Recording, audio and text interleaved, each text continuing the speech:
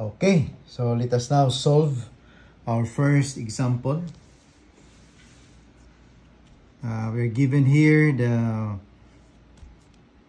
differential equation y prime plus quantity 2 over x times y equal to x squared times y cubed.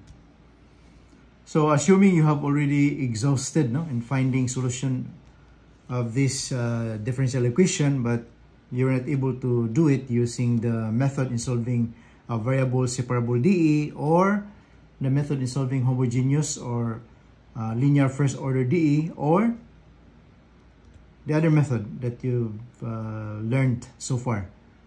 So that's the time that you can check whether the given equation is a Bernoulli equation. If not a Bernoulli equation, then try to manipulate if you can produce this Bernoulli equation in this form. Okay? Or first, for our solution, we can compare. Now we can compare the given if it's already a Bernoulli equation. So the Bernoulli equation form is written in this equation y prime equal to y prime plus pi p of x times y equal to q of x times y to the n. So as you can see, it looks like the form of Bernoulli equation. So after finding out that the equation is a Bernoulli equation, then the next thing you need to do is to find what is p of x. Okay, what is p of x and what is q of x and what is n. Okay, so as you look at the given equation, this is our p of x. Okay, so our p of x is equal to 2 over x. Then our q of x, so this is on the right side. We will find the q of x on the right side of the equation. So this is x squared. Then our n is the power of this y, which is equal to 3. Okay, so the next thing that you need to do is to find the integrating factor. So the integrating factor is written in this form. I of x is equal to e to the power, the integral of 1 minus n multiplied by p of x times dx. You just substitute the information that you have taken from this equation. Okay, so our integrating factor now is e to the power of the integral of 1 minus n, where our n is equal to 3,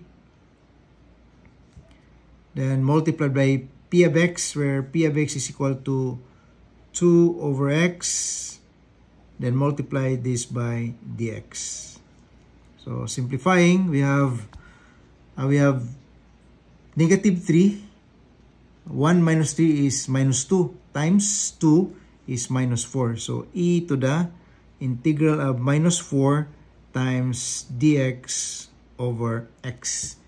Or we can put the constant outside the integral symbol. So this will be e to the minus 4 integral of dx over x, where the integral of dx over x is equal to ln of x. So e to the minus 4, so the integral of dx over x is equal to ln x, or the absolute value of x. Okay, and then from our algebra, from the property of logarithm, so we can put this one as the exponent of x. So we can write this as e to the ln of x to the power minus 4. Okay?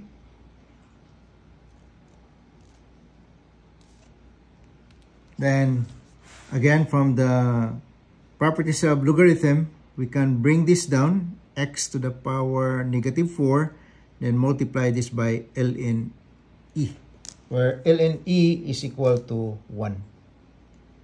Okay? That's equal to 1. So our integrating factor now is simply equal to x to the power negative 4. So this is our I of x. Okay, so we got this already. Then we have to substitute all this information to the general form of the equation, which is given in this equation. So our general form is given as y to the 1 minus n, then equal to 1 over the integrating factor, I of x, multiplied by the integral of 1 minus n multiplied by q of x times I of x dx, then plus c. Then substitute the information that we have gathered above. So we have y to the power 1 minus n, where our n is equal to 3, then equal to 1 over the integrating factor, which is x to the minus 4, then multiplied by the integral of 1 minus n is equal to 3, multiplied by q of x, where q of x is equal to x squared.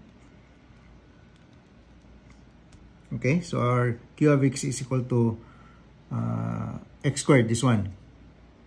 So multiplied by x squared, then times our integrating factor is 1 over, our integrating factor is this one.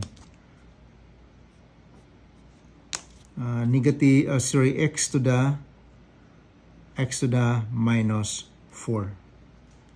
Then multiplied by dx, then plus c. Okay? Then from the law of exponent, this denominator can be written as 1 over x to the power 4. And multiplied by, this will be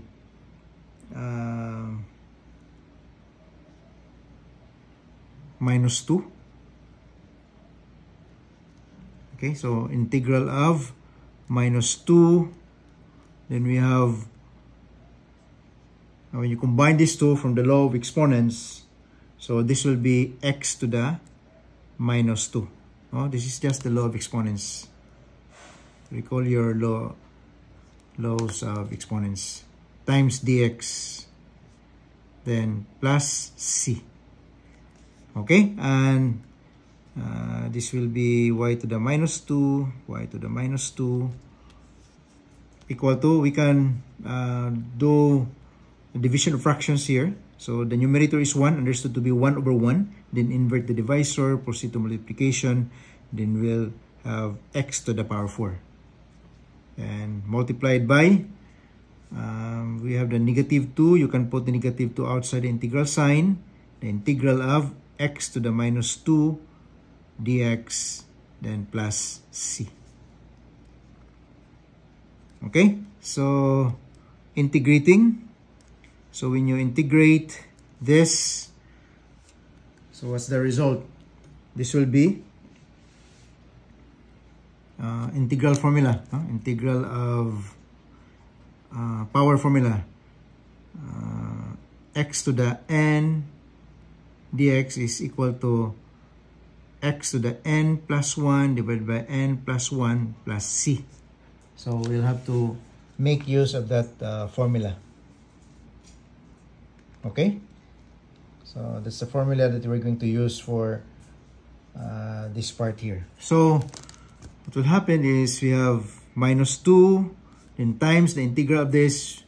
This will be x to the minus 1 divided by minus 1, then plus c. Okay, so y to the minus 2 equal to x to the power 4, negative 2 divided by negative 1 is equal to positive 2, x to the minus 1 plus c. Okay, and then we can distribute x to the power 4 to its term of the at the right side. So y to the minus 2 equal to, this will be 2 x to the power. So what will happen to this? We have x to the power 4, then we have x to the power 1. So this will be x to the 3. Okay? Because from the law of exponents, we can combine, we add the exponents. So 4 plus negative 1 is positive 3. Then plus multiplied by x to the power 4. So c times x to the power 4. And on the left side, this is equivalent to 1 over y squared, equal to 2 times x cubed plus c times x to the power 4. So this is to the power 4. Okay? And then we can cross multiply or divide both sides or multiply both sides by y squared over this 2x cubed plus c c times x to the power 4. So this is the same as, okay, so if you multiply this by y squared, okay, multiply this by y squared, multiply this by y squared, so y squared cancels. So we have 1 equal to 2x cubed plus cx to the 4th times y squared. So this can be your answer, or you can express y squared in terms of the other. Okay, so we have, if you divide both sides by, okay, I will write this, 1 equal to 2x cubed plus cx to the 4th power y squared. So you can divide both sides by this 2x cubed. So we are now doing algebra, x to the 4th. So do the same on the right side, 2x cubed plus cx to the 4th. So we have this cancels with the numerator. So we have, therefore, okay, I'll continue it here. So we have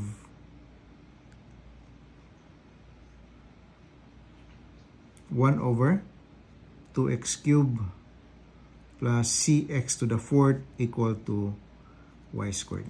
Or we can say that y squared equal to 1 over 2x cubed plus cx to the power 4.